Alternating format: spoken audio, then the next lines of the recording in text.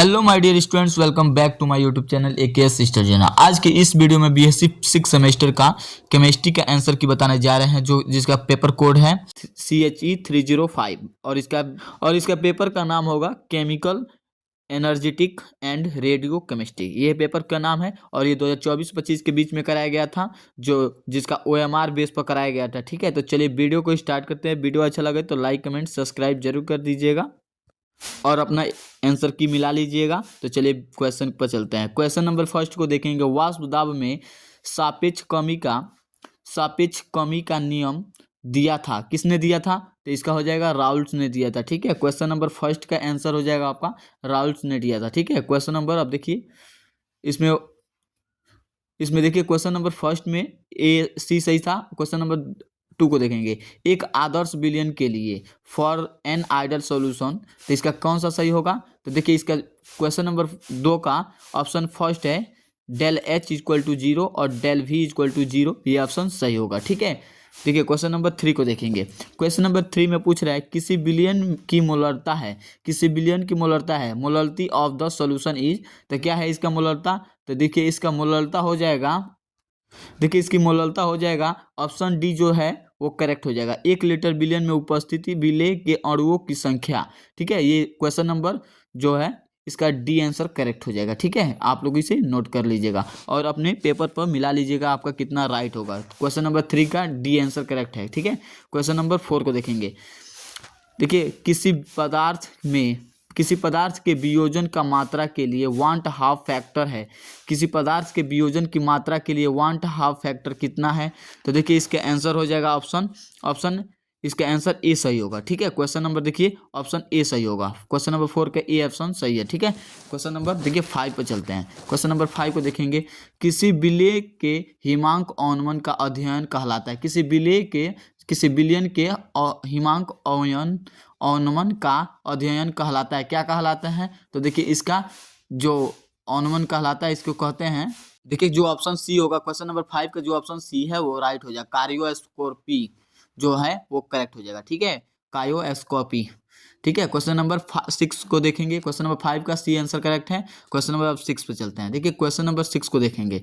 जब किसी अवाष्पशील विलेय को विलायक में मिलाया जाता है। देखिए जब किसी अवाष्पशील विलेय को विलायक में मिलाया जाता है तो वाष्प दाब, तो उसका वाष्प दाब क्या होता है? तो इसका वाष्प दाब क्या होता है? तो देखिए इसका वाष्प दाब क्या होगा?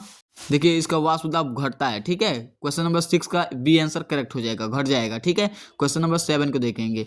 ऊर्जा न तो उत्पन्न की जा सकती है और न ही विनष्ट या व्यक्त है। ठीक है, तो इसका आंसर हो जाएगा ऑप्शन ए सही हो जाएगा। ठीक है, ऊष्मागतिकीय का प्रथम नियम होगा। ठीक है, first law of the thermodynamics, ये हमारा आंसर हो जाएगा। क्वेश्चन नंबर 7 का ए आंसर करेक्ट हो जाएगा। क्वेश्चन नंबर 8 पे चलते हैं। देखिए क्वेश्चन नंबर 8 को देखेंगे। इससे पहले वीडियो अच्छा लगा तो लाइक कमेंट सब्सक्राइब करें।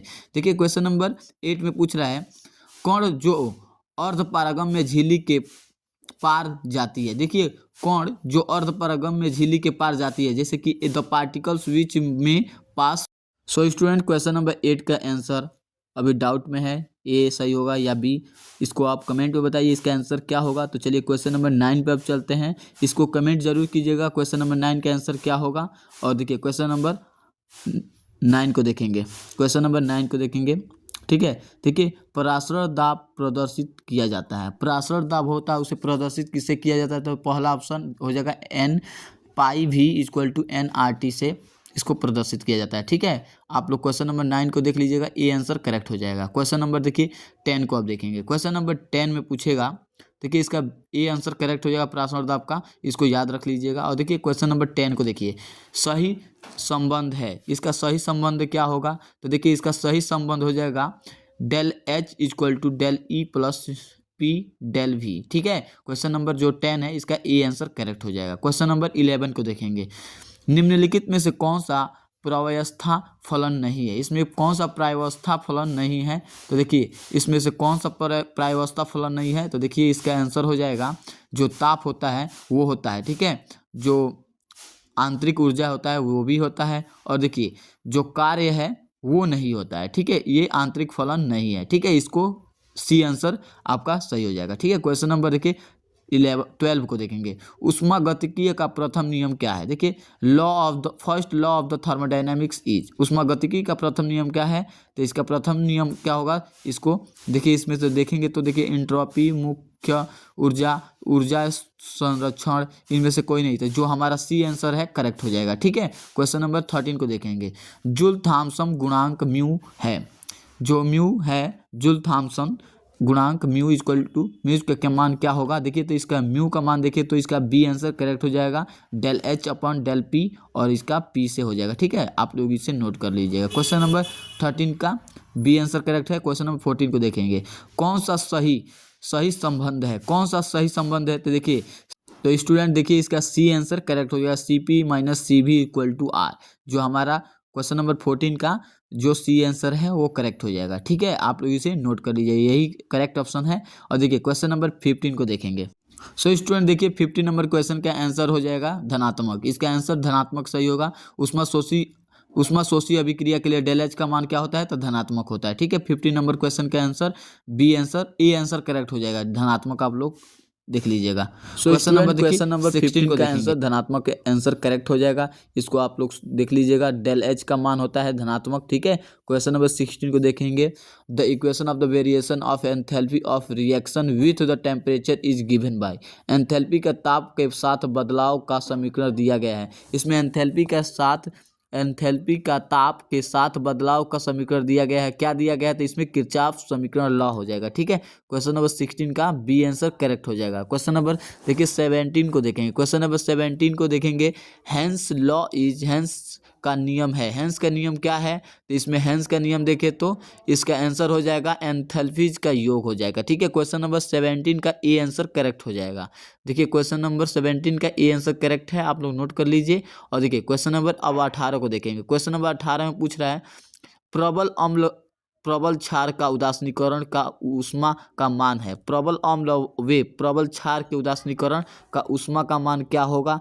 तो देखिए इसमें लिखा है, तो इसका मान हो जाएगा -13.7 किलो जूल तुल्यांक हो जाएगा। ठीक है, क्वेश्चन नंबर 18 का जो आंसर है वो बी आंसर करेक्ट हो जाएगा, -13.7 किलो कैलोरी प्रति तुल्यांक हो जाएगा। ठीक है, क्वेश्चन नंबर 18 का बी आंसर करेक्ट है। क्वेश्चन नंबर अब 19 को देखेंगे। क्वेश्चन नंबर 19 पे चलते हैं। देखिए इसका बी आंसर करेक्ट कर लीजिएगा और अपने आंसर मिलाते रहिएगा, देखिएगा और कमेंट में बताइएगा आपका आंसर कितना सही है। तो स्टूडेंट 19 नंबर क्वेश्चन को देखेंगे। ऊष्मागतिकीय के द्वितीय नियम के संबंध में सही व्यक्त है। इसमें ऊष्मागतिकीय के द्वितीय नियम के संबंध में सही व्यक्त क्या है? तो देखिए इसमें सही व्यक्त हो जाएगा। सो स्टूडेंट क्वेश्चन नंबर 19 में जो आंसर हो जाएगा ऊष्मागति के द्वितीय नियम कौन सा होगा? तो इसमें ए आंसर जो है वो करेक्ट हो जाएगा। देखिए ऊष्मा का पूर्णतः कार्य में बदला जा सकता है। ठीक है, ए आंसर करेक्ट हो जाएगा। क्वेश्चन नंबर 19 का ए आंसर करेक्ट है, आप लोग टिक कर लीजिएगा। क्वेश्चन नंबर 20 को देखेंगे। क्वेश्चन नंबर 20 को देखेंगे। कार्नोट चक्र के अनुसार किस ऊष्मा आधारित इंजन का क्षमता हमेशा होती है? किस ऊर्जा का क्षमता होती है? तो देखिए 1 से अधिक या 1 से कम। देखिए इसका आंसर हो जाएगा 1 से कम। ठीक है, क्वेश्चन नंबर देखिए 20 का आंसर ए सही हो जाएगा। ठीक है, क्वेश्चन नंबर देखिए 21 को देखेंगे। एक कार्नोट इंजन को 600 केल्विन और 300 केल्विन ताप के बीच कार्य कर रहा है की क्षमता होगी। इसकी क्षमता क्या होगी? 600 और केल्विन और 300 केल्विन के बीच कार्य कर रहा है तो क्या होगा इसकी क्षमता? क्वेश्चन नंबर जो 21 का आंसर हो जाएगा ऑप्शन 50% हो जाएगा। ठीक है, क्वेश्चन नंबर 21 का 50% हो जाएगा, आप बी आंसर करेक्ट कर लीजिएगा। क्वेश्चन नंबर 22 को देखेंगे। एक उत्क्रमणीय प्रक्रम की entropy the in A reversible system the entropy, तो इसका आंसर हो जाएगा क्या हो जाएगा इसका आंसर? तो देखें तो इसका देखिए क्वेश्चन नंबर 22 का आंसर 0 हो जाएगा। ठीक है, इंट्रोपी इक्वल टू 0 होता है। ठीक है, क्वेश्चन नंबर 21 का इंट्रोपी 0 होता है। ठीक है, क्वेश्चन नंबर 23 को देखेंगे। ठीक है, क्वेश्चन नंबर 23 में पूछ रहा है ठीक irreversible process are those in which अनुक्रमणीय पराक्रम वे हैं जिनमें क्या होता है? जिनमें क्या होता है? तो इसमें del S less than equal to, जो बी आंसर है हमारा करेक्ट हो जाएगा। ठीक है, क्वेश्चन नंबर 23 का बी आंसर करेक्ट हो जाएगा। ठीक है, क्वेश्चन नंबर 24 को देखेंगे। ठीक है, for the occurrence of the relation del G should be, इसका किसी अभिक्रिया के होने हेतु डेल जी होना चाहिए, डेल्टा जी का मान होना चाहिए, क्या होना चाहिए, तो इसका ऋणात्मक होना चाहिए। ठीक है, क्वेश्चन नंबर 24 का बी आंसर करेक्ट है। क्वेश्चन नंबर 25 को देखेंगे, एक उत्क्रमणीय प्रक्रिया हेतु del S system plus del S surrounding होना चाहिए। इसमें डेल एस और del plus del S surrounding होना चाहिए, कितना होना चाहिए, तो इसका आंसर देखें तो इसका आंसर हो जाएगा हमारा ऑप्शन सी आंसर करेक्ट हो जाएगा, 0 होना चाहिए। ठीक है, क्वेश्चन नंबर देखिए 25 का सी आंसर करेक्ट हो जाएगा। क्वेश्चन नंबर 26 को देखेंगे, देखिए क्वेश्चन नंबर 26 में पूछ रहा है विच आर द करेक्ट। ठीक है, तो कौन सा सही है, इसमें कौन सा सही है, तो देखिए इसमें आंसर सही बताएं तो इसका आंसर हो जाएगा del G equal to del H minus T D S T del S. ठीक है, बी आंसर करेक्ट हो जाएगा। क्वेश्चन नंबर देखिए 26 का बी आंसर करेक्ट है। क्वेश्चन नंबर 27 को देखेंगे। सो स्टूडेंट देखिए क्वेश्चन नंबर 27 में पूछ रहा है तनुता बढ़ने पर विलयन की विशिष्ट चालकता क्या होती है, तो इसकी विशिष्ट चालकता क्या होती है, तो घटती है। ठीक है, क्वेश्चन नंबर देखिए 27 का देखिए आंसर, तो इसमें घटती है।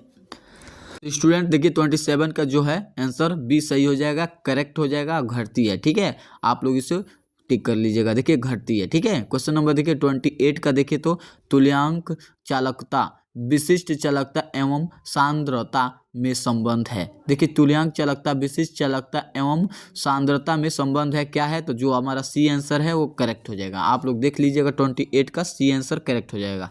सो स्टूडेंट देखिए 29 को देखेंगे क्वेश्चन नंबर, चलिए क्वेश्चन नंबर 29 पे चलते हैं, इसका सी आंसर करेक्ट कर लीजिएगा 28 का। क्वेश्चन नंबर 29 का देखेंगे, धनात्मक और ऋणात्मक परिवहन संख्या का योग होता है। देखिए धनात्मक और ऋणात्मक परिवहन संख्या का योग कितना होता है, तो इसका देखिए तो इसका +1 होता है। ठीक है, आप लोग कितना किए होंगे, माइनस किए होंगे, लेकिन नहीं +1 होता है। ठीक है, क्वेश्चन नंबर जो है 29 का उसमें +1 ही होता है। ठीक है, धनात्मक और ऋणात्मक परिवहन का संख्या का योग होता है +1। ठीक है, क्वेश्चन नंबर देखिए 13 पे चलते हैं। क्वेश्चन नंबर 13 पे चलते हैं, इससे पहले आप लोग वीडियो अच्छा लगे तो लाइक कमेंट सब्सक्राइब जरूर कीजिएगा, AKS स्टडी जोन को फॉलो कीजिए ताकि नेक्स्ट वीडियो आपके पास पहले ही पहुँच जाए। तो चलिए क्वेश्चन नंबर 13 पे चलते हैं। देखिए क्वेश्चन नंबर 13 क्या बोलता है, क्वेश्चन नंबर 13 पूछ रहा है ओल्ट्सवार्ड का तनुता नियम है। ओल्ट्सवार्ड का तनुता नियम क्या है इसका, तो इसका देखिए ओल्ट्सवार्ड का जो तनुता का नियम है उसको कहते हैं अल्फा इक्वल टू K/C होता है। ठीक है, रूट में K/C आंसर करेक्ट हो जाएगा। ठीक है, क्वेश्चन नंबर 13 का ए आंसर करेक्ट है। क्वेश्चन नंबर 31 को देखेंगे, आर्हीनियस का आयनन सिद्धांत लागू होता है। आर्हीनियस का आयनन सिद्धांत लागू क्या होता है, तो देखिए इसमें प्रबल वैद्युत अपघट्य के लिए, ठीक है, दुर्बल वैद्युत अपघट्य के लिए, उदासीन वैद्युत अपघट्य के लिए इनमें से कोई नहीं। तो इसका आंसर देखिए इसमें से जो पूछ रहा है तो इसमें से कौन सा आंसर होगा, तो देखिए इसका आंसर हो जाएगा जो दुर्बल वैद्युत अपघट्य है वो करेक्ट हो जाएगा। ठीक है, क्वेश्चन नंबर देखिए 32 को देखेंगे, NaNO3 है, मतलब इसका मतलब ये है NaNO3 जो है किस प्रबल विद्युत अपघट्य का है, तो देखिए प्रबल किस अपघट्य का है, तो जो प्रबल विद्युत अपघट्य है वो करेक्ट आंसर होगा। क्वेश्चन नंबर 32 को देखें तो बी आंसर करेक्ट हो जाएगा। क्वेश्चन नंबर 33 को देखेंगे, द करेक्ट रिलेशन इज इसमें कौन सा रिलेशन करेक्ट हो जाएगा, तो देखिए इसका आंसर देखें तो इसमें से आंसर हो जाएगा lambda infinitive naught equal to lambda positive naught plus lambda -0 होगा। ठीक है, क्वेश्चन नंबर देखिए 34 को देखेंगे। सो स्टूडेंट क्वेश्चन नंबर 34 को देखें तो कोलराउस के नियम का अनुप्रयोग होता है। ठीक है, कोलराउस का नियम का अनुप्रयोग होता है, क्या होता है, तो देखिए इसका आंसर देखें तो इसमें जो पहला है ए आंसर भी सही है, बी आंसर भी सही है और सी आंसर भी सही है। आप डी आंसर को करेक्ट कर लीजिएगा उपरोक्त सभी। ठीक है, क्वेश्चन नंबर 34 का आंसर डी हो जाएगा। ठीक है, देखिए दुर्बल अपघट्य इन्फिनिटिव ज्ञात करने के लिए भी होता है, आयनन की गति करने के लिए भी होता है, आनुवंशिक घुलनशील लवणों का विलेयता ज्ञात करने के लिए भी होता है, उपरोक्त सभी सही होगा। ठीक है, क्वेश्चन नंबर देखिए 34 का डी आंसर करेक्ट होगा। क्वेश्चन नंबर 35 को देखेंगे, धनायन और ऋणायन द्वारा पूर्ण विद्युत धारा का आंशिक भाग का परिवहन करने को कहते हैं। देखिए आंशिक भाग को परिवहन करने को क्या कहते हैं, तो देखिए इसका आंसर क्या होगा, इसका होगा 35 का आंसर हो जाएगा। सो स्टूडेंट देखिए क्वेश्चन नंबर 35 का आंसर हो जाएगा सी। ठीक है, परिवहन संख्या। ठीक है, क्वेश्चन नंबर परिवहन संख्या हो जाएगा। ठीक है, क्वेश्चन नंबर 35 का सी आंसर करेक्ट हो जाएगा। क्वेश्चन नंबर 36 को देखेंगे, क्वथनांक उन्नयन को प्रायोगिक विधि से ज्ञात करने हेतु कौन सी विधि सही है, कौन सी विधि सही है? तो देखिए इसमें जो होगा, इसमें हो जाएगा जो बी आंसर हो जाएगा वो करेक्ट हो जाएगा। ठीक है, जो बी आंसर है वो करेक्ट हो जाएगा। क्वेश्चन नंबर 36 का बी आंसर करेक्ट हो जाएगा। क्वेश्चन नंबर 37 पे चलते हैं। देखिए क्वेश्चन नंबर 37 पे चलने से पहले वीडियो अच्छा लगे तो लाइक कमेंट सब्सक्राइब कीजिएगा। और देखिए क्वेश्चन नंबर 37 को देखेंगे, 25 डिग्री सेल्सियस ताप पर दो प्रबल विद्युत अपघट्यों का मान, देखिए मान दिया है। ठीक है, सेमी स्क्वायर तुल्यांक इनवर्स वे इतना, देखिए जो लिखा है एससीएल का, ठीक है, सीनेम और सेमी स्क्वायर तुल्यांक इनवर्स को ज्ञात करने हेतु आवश्यक जानकारी है। तो इसका आवश्यक जानकारी क्या होगा? तो जिस ऑप्शन दिया है देखिए आपको NaCl का। सो स्टूडेंट, इस क्वेश्चन नंबर 37 का आंसर आप कमेंट में बताइए, इसका आंसर क्या आपका आया था और इस पर कौन सा आपको इसमें सही किए हैं। देखिए क्वेश्चन नंबर 38 को आप देखते हैं। क्वेश्चन नंबर 38 में बताते हैं, पराशर दाब मापने हेतु कौन सी विधि प्रयोग होता है? जो होता है पराशर दाब मापने के लिए कौन सी विधि प्रयोग होता है? तो सी आंसर करेक्ट हो जाएगा। ठीक है, क्वेश्चन नंबर 38 का सी आंसर करेक्ट हो जाएगा, वर्कले हार्डले विधि। ठीक है, क्वेश्चन नंबर जो 38 है उसका सी आंसर करेक्ट हो जाएगा। क्वेश्चन नंबर देखिए 39 को देखेंगे। क्वेश्चन नंबर 39 पे चलते हैं। देखिए एंट्रोपी ताप और आयन का एक फलन है। जो एंट्रोपी है एक ताप आयन का फलन है के लिए सही समीकरण क्या होगा? तो जो हमारा सी आंसर है वो करेक्ट हो जाएगा। ठीक है, आप लोग इसे नोट कर लीजिएगा, डेल एस इक्वल टू सी भी इन T2 upon T1 plus R इन V2/V1। ठीक है, ये हमारा सी आंसर करेक्ट होगा। 39 का सी आंसर करेक्ट हो जाएगा। क्वेश्चन नंबर 14 को देखेंगे, विशिष्ट चालकता का इकाई है। विशिष्ट चालकता का इकाई क्या होगा? तो देखिए इसमें विशिष्ट चालकता का इकाई देखें तो इसमें हो जाएगा। सो स्टूडेंट देखिए क्वेश्चन नंबर 40 का आंसर सी आंसर करेक्ट हो जाएगा, ओम इनवर्स सेमी इनवर्स हो जाएगा। ठीक है, क्वेश्चन नंबर देखिए ओम इनवर्स और सेमी इनवर्स सही हो जाएगा और आप इसको सही कर लीजिएगा। क्वेश्चन नंबर 41 को देखेंगे, एंट्रोपी का मान होता है, एंट्रोपी का मापन है। एंट्रोपी मापन है, किसका मापन होता है? एंट्रोपी का मापन क्या होता है? तो देखिए इसका एंट्रोपी का मापन होगा, उसका आंसर हो जाएगा। देखिए स्टूडेंट क्वेश्चन नंबर 41 का एंट्रोपी का मापन है वो पहला आंसर ए जो आंसर है करेक्ट हो जाएगा। ठीक है, आप इसको अपना सही कर लीजिएगा। क्वेश्चन नंबर जो है 41 का ए आंसर करेक्ट हो जाएगा। क्वेश्चन नंबर देखिए 42 को आप देखेंगे। क्वेश्चन नंबर 42 में पूछ रहा है, डिवाई हुकल आनसागर सिद्धांत व्याख्या करता है।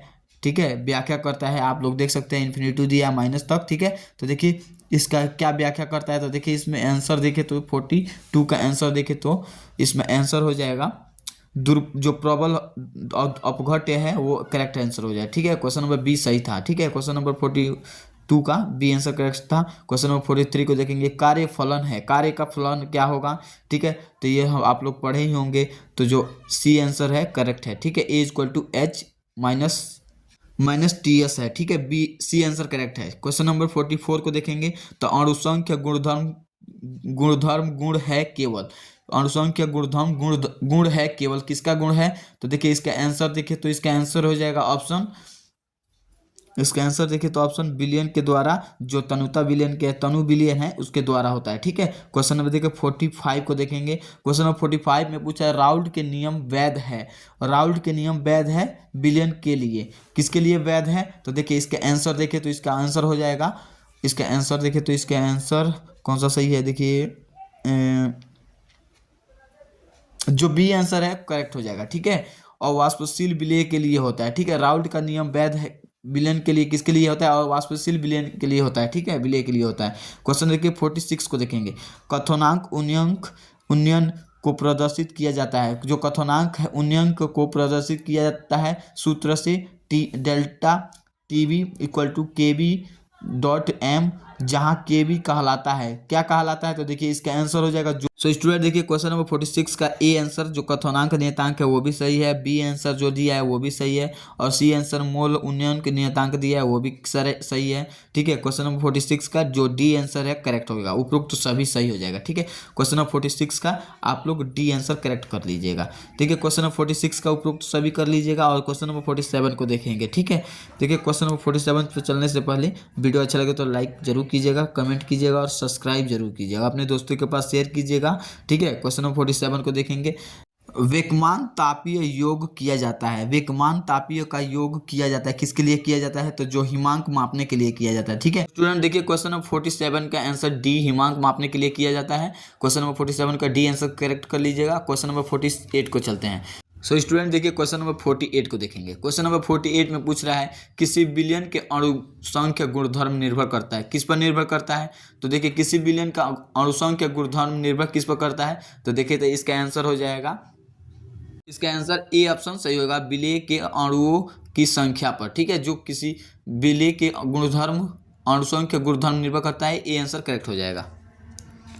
देखिए स्टूडेंट क्वेश्चन नंबर 49 को देखेंगे। निम्नलिखित में से किसका अवक्षेप अर्धपरागम्य झिल्ली का कार्य करता है, किसका अवक्षेप अर्धपरागम्य झिल्ली का कार्य करता है, तो देखिए इसका आंसर हो जाएगा ऑप्शन कॉपर फेरोसाइनाइड के काम करता है। ठीक है, क्वेश्चन नंबर 50 को देखेंगे। क्वेश्चन नंबर 50 को देखेंगे। जल को नमकहीन करने की प्रक्रिया है, जल को नमकहीन करने की प्रक्रिया किससे कहा जाता है, तो देखिए इसको नमकहीन करने की जो प्रक्रिया है उसको कहते हैं हम लोग, उसको विपरीत परासरण कहते हैं। ठीक है, आप लोग इसे क्वेश्चन नंबर 50 का आंसर डी आंसर करेक्ट कर लीजिएगा। तो चलिए क्वेश्चन नंबर 50 का डी आंसर करेक्ट है, जो क्वेश्चन नंबर 50 का डी आंसर करेक्ट कर लीजिएगा, विपरीत परासरण। ठीक है, चलिए वीडियो को यहीं पर समाप्त किया जाता है। वीडियो अच्छा लगा तो लाइक कमेंट सब्सक्राइब करें, और इस चैनल को जरूर फॉलो कीजिए AKS स्टडी जोन, ताकि आपको कोई भी वीडियो सबसे पहले आपको भी मिले। तो चलिए मिलते हैं नेक्स्ट वीडियो पर नेक्स्ट टॉपिक के साथ। Thank you for watching my video.